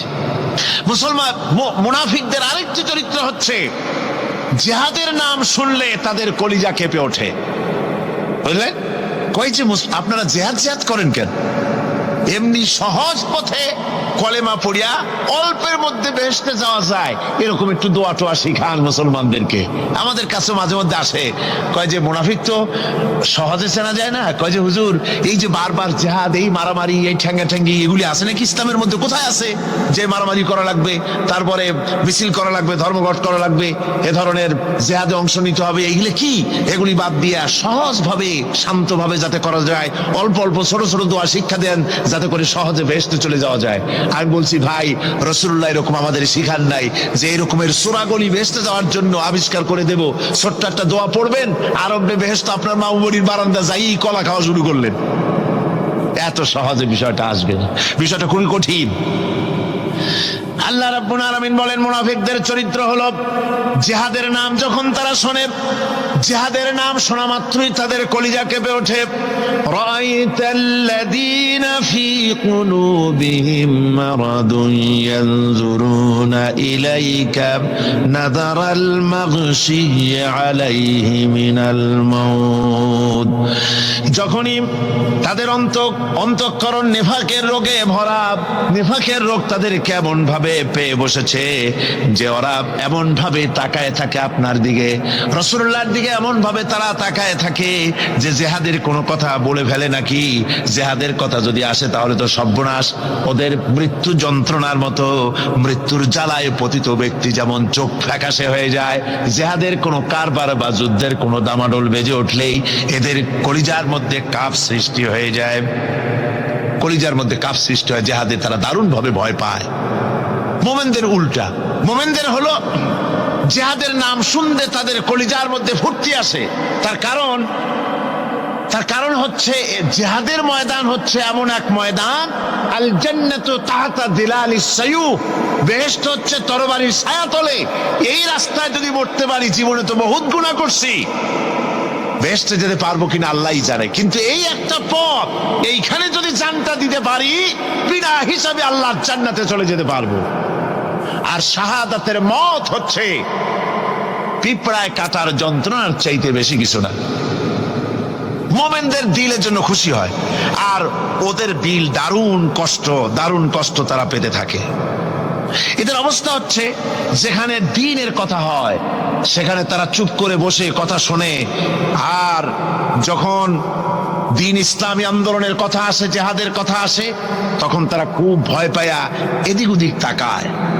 কোরআনে কারিমে ওদের এই চরিত্র সম্পর্কে বলা হয়েছে, ওয়াইযা মা উনজিলাত সূরাতুন নাযারা বা'দাহুম ইলা বা'দিন হাল ইয়ারাকুম মিন আহাদিন সুম্মা ইনসারাফু। এরা কোরআনের আয়াত যখন নাজিল হয় তখন একজন আরেকজনের দিকে তাকাতাকি করে, কি জানি আমাদের ব্যাপারে কোনো আয়াত নাজিল হয়ে পড়ে নাকি, অথবা জিহাদের ব্যাপারে কোনো আয়াত নাজিল হয়ে পড়ে নাকি। কেউ দেখে নাকি এই সব এদিক ওদিক তাকাই আসতে এই জায়গা থেকে কেটে পড়ে যে আমাদের চরিত্রই তো বর্ণনা করা হচ্ছে, কাজী এখন আর বসা ঠিক না, আস্তে করে কেটে পড়ার জন্য চেষ্টা করে। এটা হলো মুনাফিকদের আর একটা চরিত্র। এরা এইভাবে করে নিজেদের চরিত্রকে প্রকাশ করে ধরা পড়ে, এবং ইসলামের সবচাইতে মারাত্মক ক্ষতি এই মুনাফিকরা চিরকাল করেছে। আল্লাহ রাব্বুল আলামিন বলেন, মুনাফিকদের ব্যাপারে মুসলমানদের বিপদ হলে তারা দারুণ ভাবে খুশি হয়, আর মুনাফিকদের চরিত্র হলো মুসলমানদের উপকার হলে, ভালো হলে তারা দারুণ ভাবে অসন্তুষ্ট হয়ে যায় যখন। আর আল্লাহ মুমিনদেরকে সান্ত্বনা দেন, মুমিনদেরকে আল্লাহ পাক সান্ত্বনা দিচ্ছেন মুনাফিকদের ব্যাপারে। কুল লা ইউসিবানা إلا ما كتب الله لنا ومولانا وعلى الله فليتوكل المؤمنون মুনাফিকদের শোনায় দাও। মুমিনদেরকে বলা হচ্ছে তোমরা মুনাফিকদের শোনাও যে তোমরা যে আমাদের ব্যাপারে খুশি হচ্ছ যে আমাদের বিপদ দেখা, আমাদের চতুর্দিক থেকে বিপদ, মুসলমানদের আজ চতুর্দিক থেকে কি বিপদ, এই বিপদ দেখে তোমরা দারুণ খুশি যে মুসলমানেরা এইবার মার খাচ্ছে, ইসলামী আন্দোলন আর কোমর সোজা করে দাঁড়াতে পারবে না, এইবার শেষ, বুদ্ধি করিয়া যে ষড়যন্ত্রের জালে আটকায় দিছি আর মুক্তি হবে না, এই যে তারা খুশি। আল্লাহ রাব্বুল আলামিন বলেন মুমিনেরা তোমাদের ঘাবড়াবার কোনো কারণ নাই, তোমরা বলে দাও কুল্লা ইউসিবানা ইল্লা মা কাতাবাল্লাহু লানা, তোমরা শোনায় দাও যে আমাদের কিছুই হয় না, আমাদের শুধু তাই হয় যে আল্লাহ রাব্বুল আলামিন আমাদের জন্য লিখে রেখেছেন, আমাদের তাকদীরে যেটা আছে ওটাই হবে, এর থেকে বেশি কিছুই হবে না। তিনি আমাদের মাওলা, তিনি আমাদের মনিব, তিনি আমাদের প্রভু, আর সমস্ত মুমিনদের উচিত সে আল্লাহর উপরই নির্ভর করা। তবে তোমরা জেনে রাখো তোমরা আমাদের জন্য যে জিনিসের অপেক্ষা করছো, কুল হাল তারাব্বাসুনা বিনা ইল্লা ইহদাইল হুসনাইন, তোমরা আমাদের জন্য যে জিনিসের অপেক্ষা করতেছো, আল্লাহ বলছেন মুমিনেরা তোমরা বলো, তোমরা মুনাফিকদের বলো যে আমাদের ব্যাপারে তোমরা যে জিনিসের অপেক্ষা করছো তার দুটি ভালোর একটি ছাড়া কি, অর্থাৎ তোমরা আমাদের জন্য অপেক্ষা করতেছো আমরা যেন মরে যাই, আমরা যেন শেকস্ত খাই, তো আমরা যদি পৃথিবীতে মরে যাই তাহলে তো আমরা শহীদ হয়ে গেলাম, আর আমরা যদি বেঁচে থাকলাম তো আমরা তো গাজী হয়ে গেলাম। আমাদের ওই যে হাতি মরার মতো আর বাঁচার মতো, হাতি মরলেও লাখ টাকা, বাঁচলেও লাখ টাকা, আমরা মরলে গাজী, বাঁচলে কি শহীদ, কোন দিক দিয়ে আমাদের ঠগ নাই। সুতরাং তোমরা আমাদের জন্য যে জিনিস অপেক্ষা করো তার দুটো ভালোর একটি ছাড়া কি, আর আমরা তোমাদের ব্যাপারে, তোমরা যেমন আমাদের ব্যাপারে অপেক্ষা করতেছো, আমরাও তোমাদের ব্যাপারে আরেকটা জিনিসের অপেক্ষা করছি, ওয়া নাহনু নাতারাব্বাসু বিকুম আইয়ুসিবাকুমুল্লাহু বিআযাবিন মিন ইনদিহি আও বিআইদিনা, আমরাও তোমাদের জন্য অপেক্ষা করতেছি একটা জিনিসের, তোমরা আমাদের জন্য দুটি জিনিস অপেক্ষা করো, আমরাও তোমাদের জন্য দুটি জিনিস অপেক্ষা করছি, তা হচ্ছে তোমাদের শাস্তিটা আল্লাহ নিজে দিবেন না আমাদের হাত দিয়ে দেওয়াবেন, আমরা সেইটার অপেক্ষা করতেছি। ফাতারাব্বাসু ইন্না মাআকুম মুতারাব্বিসুন, সুতরাং তোমরা অপেক্ষা করতে থাকো, আমরা অপেক্ষা করতে থাকি। ব্যাপারটা কোথায় গিয়ে দাঁড়ায় আসো আমরা সকলে তা লক্ষ্য করি।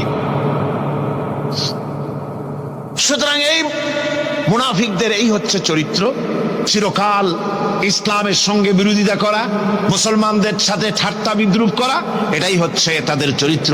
এই চরিত্র দিয়েই তারা ইসলামকে চিরকাল ক্ষতিগ্রস্ত করে এসেছে। রাসূল পাক সাল্লাল্লাহু আলাইহি ওয়াসাল্লাম এই মুনাফিকদের সম্পর্কে বলেছেন যে মুনাফিকরা হচ্ছে ইদা আহাদা গাদারা, যখন তারা ওয়াদা করে সে ওয়াদাকে তারা খেলাফ করে, এটা হচ্ছে মুনাফিকদের একটা চরিত্র।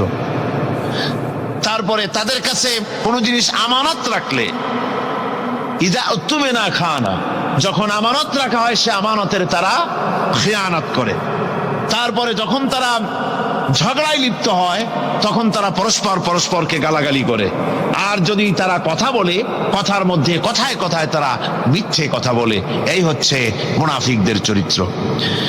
এরপরে মুনাফিকরা শুধু রুজি রুটি আর পেট নিয়েই তারা ব্যস্ত থাকে। মুনাফিকদের এই চরিত্র কোরআন এবং হাদিসে আল্লাহ রাব্বুল আলামিন স্পষ্ট করে মানুষের সামনে তুলে ধরেছেন, যাতে করে আমরা মুনাফিকি চরিত্র থেকে রক্ষা পেতে পারি। এই মুনাফিকদের সম্পর্কে সর্বশেষ কথা, আল্লাহ রাব্বুল আলামিন যেহেতু মুনাফিকরা ইসলামের সবচাইতে বেশি ক্ষতি করেছে, সেই জন্য আল্লাহ রাব্বুল আলামিন নবীকে বলেছেন যে আপনি যদি এদের ব্যাপারে ইস্তাগফির লাহুম আও লা তাস্তাগফির লাহুম ইন তাস্তাগফির লাহুম ৭০ মাররাতান ফালান ইয়াগফিরাল্লাহু লাহুম, আপনি যদি এদের জন্য ক্ষমা চান, আর ক্ষমা আপনি নাই চান, এমনকি 70 বারও যদি আপনি মুনাফিকদের জন্য আমি আল্লাহর কাছে ক্ষমা প্রার্থনা করেন, আমি আল্লাহ রব্বুল আলামিন মুনাফিকদেরকে ক্ষমা করে দেব না। মুনাফিক হচ্ছে চরমভাবে ক্ষতিগ্রস্ত, দুনিয়াও ক্ষতিগ্রস্ত হবে, আখিরাতেও তারা ক্ষতিগ্রস্ত হবে। আল্লাহ পাকের কত বড় কথা যে কিয়ামত পর্যন্ত মুনাফিকদের জন্য হুজুর সাল্লাল্লাহু আলাইহি ওয়াসাল্লামকে বলা হচ্ছে যে 70 বারও যদি তাদের জন্য আপনি আমার কাছে ক্ষমা চান, আমি মুনাফিকদেরকে কখনো ক্ষমা করব না।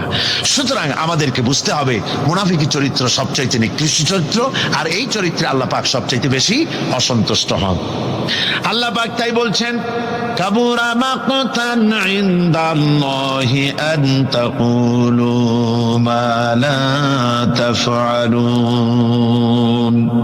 আল্লাহর কাছে সবচাইতে বেশি ক্রোধ উদ্রেককারী এই ব্যাপারটাই যে তোমরা যা বলো তা তোমরা করো না, এটা বড় মারাত্মক ব্যাপার। আল্লাহ এটাকে সহ্য করেন না। সুতরাং মুমিনদেরকে আয়াত থেকে শিক্ষা গ্রহণ করতে হবে, মুনাফিকি ছাড়তে হবে, আনুগত্য করতে হবে। সবটাই আল্লাহর। কার আনুগত্য হবে? আল্লাহ এবং রাসূলের আনুগত্য জীবনের সকল ক্ষেত্রেই করতে হবে। এটাই মুসলমানদের জন্য ঈমানের সবচেয়ে বড় দাবি। তারপরে রব্বুল আলামিন বলেন, ইন্নাল্লাহা ইউহিব্বুল্লাযীনা ইউকাতিলুনা ফি সাবিলিহি সাফফান কাআন্নাহুম বুনিয়ানুম মারসুস। আল্লাহ পাক বলছেন, আল্লাহ নিশ্চয়ই ভালোবাসেন সেই সব লোকদেরকে যারা কাতারবন্দী হয়ে আল্লাহর রাস্তায় লড়াই করে, সীসা ডালা প্রাচীরের মতো ইস্পাত কঠিন দৃঢ় হয়ে যারা কাতারবন্দী হয়ে সুসংবদ্ধ হয়ে আল্লাহর জন্য যারা লড়াই করে। এখানে বলা হচ্ছে যে লড়াইটা হবে আল্লাহর জন্য। সংগ্রাম হবে কার জন্য? ইউকাতিলুনা ফি সাবিলিহি। লড়াইটা কখনই দেশ দখল করা, তা আবার মানুষের তৈরি করা আইন কানুন প্রতিষ্ঠার জন্য দেশ দখল করার সংগ্রাম, মানুষের তৈরি করা মতবাদকে প্রতিষ্ঠা করার সংগ্রাম, এই জাতীয় যত রকমের সংগ্রাম আছে, যত রকমের জিহাদ আছে, এই সমস্ত সংগ্রামকে, লড়াইকে ইসলাম জায়েজ করে না। এগুলি মুসলমানদের জন্য একদম নিষিদ্ধ। মুসলমানরা লড়াই করবে কেবলমাত্র আল্লাহর রাস্তায়, ফি সাবিলিহি, জিহাদ ফি সাবিলিল্লাহ, ওয়া তুজাহিদুনা ফি সাবিলিল্লাহ। লড়াই হবে কার পথে? সবে চিল্লায় বলেন, লড়াই কার পথে? লড়াই কি? জিহাদ কি? জিহাদ এই নয় যে আপনি লাঠি ঠেঙ্গা নিয়া তারপরে বাইর হবেন আর হিন্দু খ্রিস্টান যেখানে পাবেন সমানে মারিয়া শেষ করে ফেলাবেন। এর নাম জিহাদ নয়। জিহাদ হচ্ছে আল্লাহর রাস্তায় সংগ্রাম করা, লড়াই করা। সেই লড়াইটা কি? যে কোনো উদ্দেশ্যকে সফল করার জন্য প্রচেষ্টা চালানো, প্রাণান্তকর প্রচেষ্টা চালানো। ওই প্রচেষ্টার নামই হচ্ছে কি? জিহাদ। সুতরাং এই জিহাদটা হবে আল্লাহর রাস্তায়, সংগ্রাম হবে আল্লাহর রাস্তায়। কি উদ্দেশ্যে? দ্বীন প্রতিষ্ঠার উদ্দেশ্যে। কোরআনে কারীমে রব্বুল আলামিন বলেছেন, আল্লাযীনা আমানু ইউকাতিলুনা ফি সাবিলিল্লাহ। যারা নাকি ঈমানদার তারা লড়াই করে আমি আল্লাহর রাস্তায়, আমি আল্লাহর পথে তারা লড়াই করে, সংগ্রাম করে আমার দেওয়া জীবন ব্যবস্থা প্রতিষ্ঠার জন্য। ওয়াল্লাযীনা কাফারু ইউকাতিলুনা ফি সাবিলিত তাগুত। আর যারা নাকি কাফের, ভালো করে শোনেন, আল্লাহ পাক বলছেন যারা নাকি কাফের তারাই লড়াই করে মানুষের তৈরি করা তাগুতের পথে লড়াই করে, অর্থাৎ আল্লাহর দেওয়া রাসূলের দেওয়া বিধানকে বাদ দিয়ে মানুষের তৈরি করা, অন্যের তৈরি করা মতবাদ প্রতিষ্ঠার পিছনে সংগ্রাম করে। এখন আপনি দেখেন এই পৃথিবীতে সমাজতন্ত্র কার তৈরি? মানুষের। আল্লাহর না মানুষের? জোরে বলেন, এটা কার তৈরি? আল্লাহর না মানুষের? জাতীয়তাবাদ কার তৈরি? আল্লাহর না মানুষের? পুঁজিবাদ কার তৈরি? আল্লাহ না মানুষের? সমাজতন্ত্র কার তৈরি? আল্লাহ না মানুষের? ধর্মনিরপেক্ষতাবাদ কার তৈরি? আল্লাহ না মানুষের? এই সমস্ত মতবাদকে মানুষের তৈরি করা, এসব মতবাদকে প্রতিষ্ঠিত করার জন্য যারাই সংগ্রাম করে, যারাই লড়াই করে, আল্লাহ পাক বলেছেন ওয়াল্লাযীনা কাফারু ইউকাতিলুনা ফি সাবিলিত তাগুত। এরা হচ্ছে লড়াই করে তাগুতের পথে, শয়তানের পথে। কার পথে গুলি? শয়তানের পথ। জোরে বলেন, এই পথগুলি কার? শয়তানের পথ। যারা মুমিন তারা লড়াই করবে আল্লাহর পথে। সুতরাং লড়াই হতে হবে সব সময় আল্লাহর পথে, আর সেই লড়াই বিচ্ছিন্ন ভাবে নয়, কাতারবন্দি হয়ে সুসংহত সাংগঠনিক প্রক্রিয়ায় সুশৃঙ্খল ভাবে সাংগঠনিক ফয়সলা সিদ্ধান্তকে মেনে নিয়ে আমিরের হুকুমকে অনুসরণ করে ঐক্যবদ্ধভাবে যদি লড়াই হয়, সে লড়াইয়ে বিজয় আসবে আল্লাহর পক্ষ থেকে, বিচ্ছিন্ন ভাবে নয়, ঐক্যবদ্ধভাবে কাজ করতে হবে। এই আয়াতের মূলনীতির ভিত্তিতে রাসূল পাক সাল্লাল্লাহু আলাইহি ওয়াসাল্লামের নেতৃত্বাধীন এমন এক মহা সামরিক শক্তি গড়ে উঠেছিল, যার সামনে তদানীন্তন রোম, পারস্য পদানত হয়েছিল। সুবহানাল্লাহ পড়ে। সুতরাং এমন একটি বাহিনী গড়ার জন্য মুমিনদের প্রতি বলা হচ্ছে যে তোমরা হবে সেই ধরনের বাহিনী যারা নাকি লড়বে আল্লাহর রাস্তায়, আল্লাহর পথে লড়াই করবে নিজেদের জান এবং মাল দিয়ে, ঐক্যবদ্ধভাবে। তারপরে আল্লাহ রাব্বুল আলামিন বলছেন ওয়াইয ক্বালা মূসা লিকওমিহি ইয়া কওমি লিমা তু'যুনানি ফাকাদ তা'লামুনা আন্নী রাসূলুল্লাহি ইলাইকুম ফালাম্মা যাগু আযাগাল্লাহু কুলুবাহুম আল্লাহু লা ইয়াহদিল কওমাল ফাসিকিন। স্মরণ করো মুসা আলাইহিস সালামের কথা। এই কথাগুলি আল্লাহ মুসলমানদের স্মরণ করাচ্ছেন। কাদেরকে? মুসলমানদেরকে। মুসা আলাইহিস সালামের কথা স্মরণ করো। তিনি তার কওমদেরকে বললেন, হে কওম, হে আমার জাতি, তোমরা কেন আমাকে উৎপীড়িত করছো, কেন আমাকে কষ্ট দিচ্ছ? ওয়াকাদ তা'লামুনা আন্নী রাসূলুল্লাহি ইলাইকুম, আর একথা তোমরা ভালো করেই জানো যে আমি তোমাদের জন্য রাসূল হয়ে এসেছি আল্লাহর পক্ষ থেকে।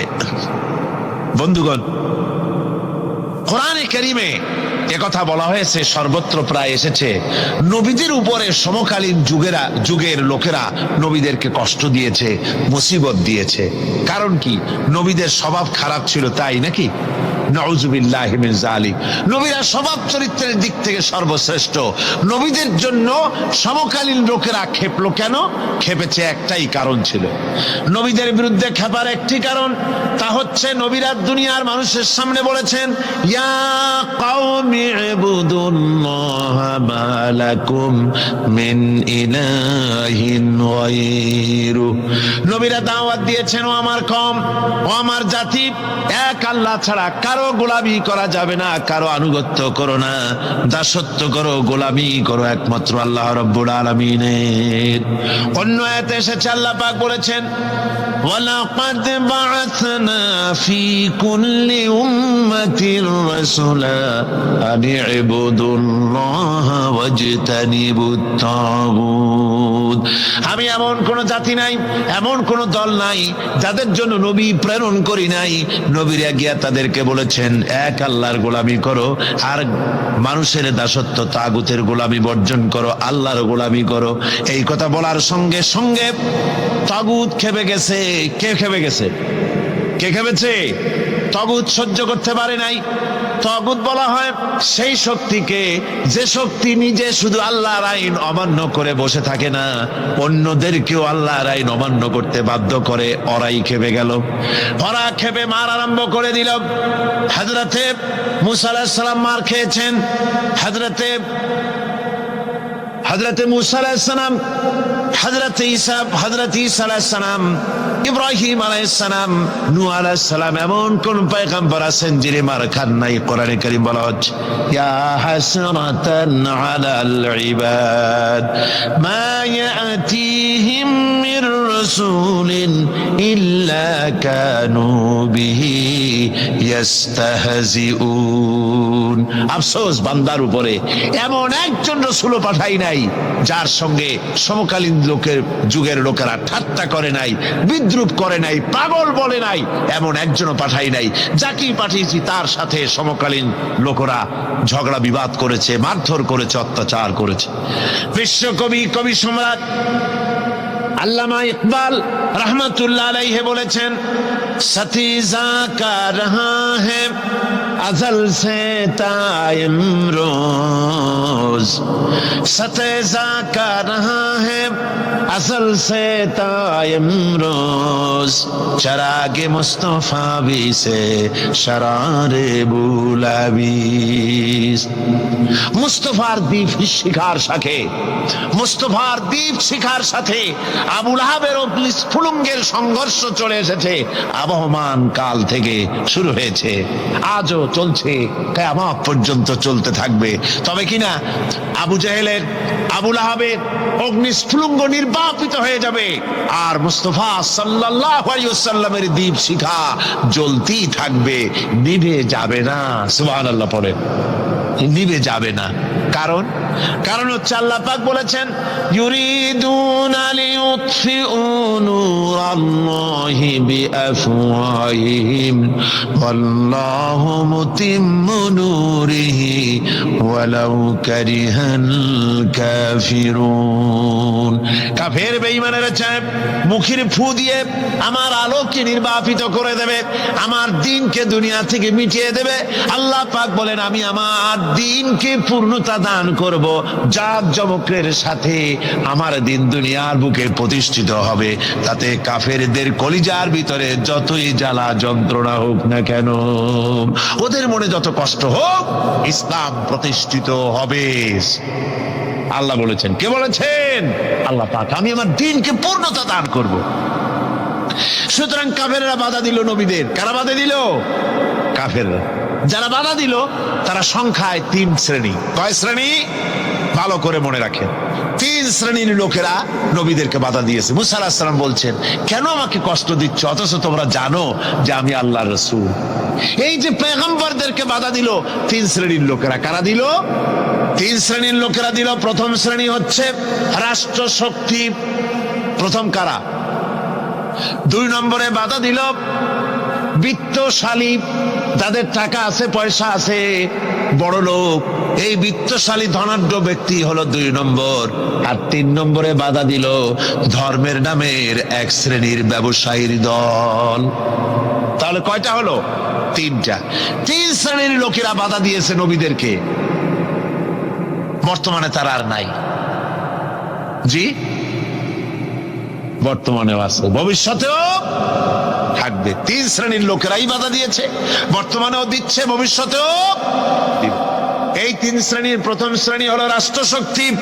রাষ্ট্রশক্তি বাধা দিল কেন? কেন বাধা দিল? রাষ্ট্রশক্তি যেমন ফেরাউন, রাষ্ট্রশক্তি নমরুদ, রাষ্ট্রশক্তি হচ্ছে আবু জেহেল, আবুল আহাব, আবু সুফিয়ান, উতবা, সাইবা, মুগীরা, এরা বাধা দিল। রাষ্ট্রশক্তি বাধা দিল। বাধা দেওয়ার কারণ হলো রাসূলুল্লাহ বলেছেন, নবীরা বলেছেন, তারা বলেছেন সবাই, ইয়া কওমি ইবুদুল্লাহ মা লাকুম মিন ইলাহিন গায়রু। নবীজি বলেছেন, ইয়া আইয়ুহান নাস কুলু লা ইলাহা ইল্লাল্লাহ তুফলিহু। ও মানব সকল, ঘোষণা করে দাও, কোনো ইলাহ নাই, কোনো আইনদাতা নাই, কোনো বিধানদাতা নাই, আল্লাহ ছাড়া করো উপাস্য নাই, মাবুদ নাই। এই কথাগুলি যখন নবীরা বলেছেন, তখন সমকালীন রাষ্ট্রশক্তি বুঝতে পেরেছে আমাদের মাতবাড়ি তো আর চলবে না, মাতবাড়ি শেষ। যদি লা ইলাহা ইল্লাল্লাহ হয় তাহলে তো আমরা থাকি না। কারা থাকে না? রাষ্ট্রশক্তি। কারা থাকে না? কর। আমি আপনাদের কাছে যে মাঝে মধ্যে কথা জিজ্ঞেস করি, আপনারা কি তাতে বেজার হন নাকি? জিজ্ঞেস করি এই জন্যে যাতে আপনাদের কথাগুলি মনে থাকে। রাষ্ট্রশক্তি বাধা দিল এই কারণেই যে আমরা তো তাহলে আর থাকি না। লা ইলাহা, কোনো ইলাহ নাই, কোনো আইনদাতা নাই, কোনো বিধানদাতা নাই, কোনো শাসনকর্তা নাই, কেউ নাই আল্লাহ ছাড়া। একমাত্র আইন চলবে আল্লাহর। তাহলে আমরা লাগি কোন কাজে? আমাদের তো নেতৃত্ব থাকবে না, আমাদের মাতবাড়ি থাকবে না, আমাদের আইন চলবে না, আমরা তো বেকার হয়ে যাব। সুতরাং এইটাকে বন্ধ করতে হবে, এটাকে বন্ধ করতে হবে, এটা বন্ধ করতে হবে। এই আইন যদি চালু হয় তাহলে তো মৌজ করা যাবে না, ফুর্তি করা যাবে না, ইট ড্রিঙ্ক এন্ড বি মেরি, এগুলি তো আর চলবে না। ডু ফুর্তি নো চিন্তা, এসব তো আর চলবে না। মদ খাওয়া, জুয়া খেলা, শয়তানি করা, বদমাশি করা, জনগণের টাকা নিয়ে নিজের বাপের সম্পত্তি মনে করে তা গ্রহণ করা, এভাবে করে সর্বনাশ করা তো আর চলবে না। মাতবাড়ি তো চলবে না।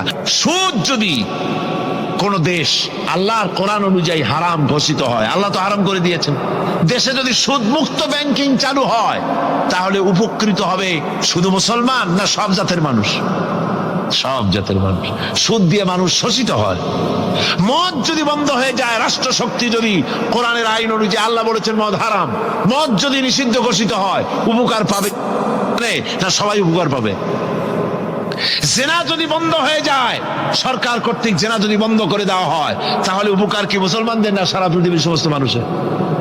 পর্দা করা ফরজ, এই পর্দার প্রথা যদি চালু হয় তাহলে নারীর ইজ্জত রক্ষা হবে শুধু মুসলমানদের না সারা পৃথিবীর সমস্ত নারীর?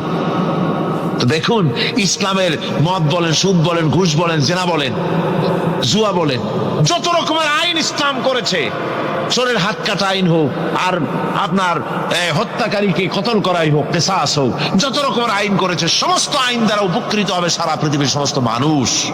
এই জন্য ইসলাম সাম্প্রদায়িক নয়, মুসলমানেরও সাম্প্রদায়িক নয়। ইসলাম হচ্ছে সার্বজনীন, ইসলাম হচ্ছে বিশ্বজনীন। আজকে রাষ্ট্রশক্তি পয়লা নম্বরেই বাধা দেয় তাদের ক্ষমতাকে টিকিয়ে রাখার জন্য, ক্ষমতাকে কক্ষিগত করার জন্য হারাম ভাবে, অবৈধভাবে সরকারের জনগণের মালকে, সম্পদকে ভক্ষণ করার জন্য, নিজেদের ফুর্তি, নিজেদের মনের চাহিদা, নিজেদের নাফস এবং প্রবৃত্তি অনুযায়ী চলার জন্য তারা এই নিজেদের ক্ষমতাকে টিকিয়ে রাখার জন্য ইসলামকে চিরকাল তারা বাধা দিয়ে এসছে। 2 নম্বরে বাধা দিয়েছে যারা, সেটা হচ্ছে কি? বিত্তশালী ধনী ব্যক্তিরা, বিত্তশালী ধনাঢ্য ব্যক্তিরা, ওরাই ইসলামের চিরকাল ইসলামের বাধা দিয়ে আসছে, এখনো দিচ্ছে, ভবিষ্যতে দেবে, তবে সব না। ধনী হযরত ওসমান রাদিয়াল্লাহু তাআলা আনহু ধনী ছিলেন, ওই রকম ধনী ব্যক্তি এখনো আলহামদুলিল্লাহ কিছু কিছু আছে যারা হযরত ওসমান রাদিয়াল্লাহু তাআলা আনহুর মতো দুহাতে সম্পদ বিলায় দেয়, নাম কামাবার জন্য না, আল্লাহর রাস্তায় দিয়ে দেয়। আছে না দুই একজন? আছে, সমাজে আছে। কিন্তু অধিকাংশ বিত্তশালী ব্যক্তিবর্গ তারা বাধা দেয় ইসলামকে। বাধা দেয় কেন? বাধা দিয়েছিল মুসা আলাইহিস সালামের জামানায়, হুজুরের জামানায় উমাইয়া বাধা দিয়েছিল। এভাবে করে প্রত্যেক যুগে বড় বড় ধনীরা তারা ইসলামকে বাধা দেয়। তাদের আল্লাহ তাদের টাকা দিয়েছে, পয়সা দিয়েছে, অবৈধভাবে তারা পয়সা নিজেরা উপার্জন করেছে। এই পয়সা দিয়ে তারা সাহায্য করে বাতিলকে, ইসলামকে সাহায্য করে না, ইসলামকে সাহায্য করে না। বাতিলকে, অমুক দলের নেতা আসবে,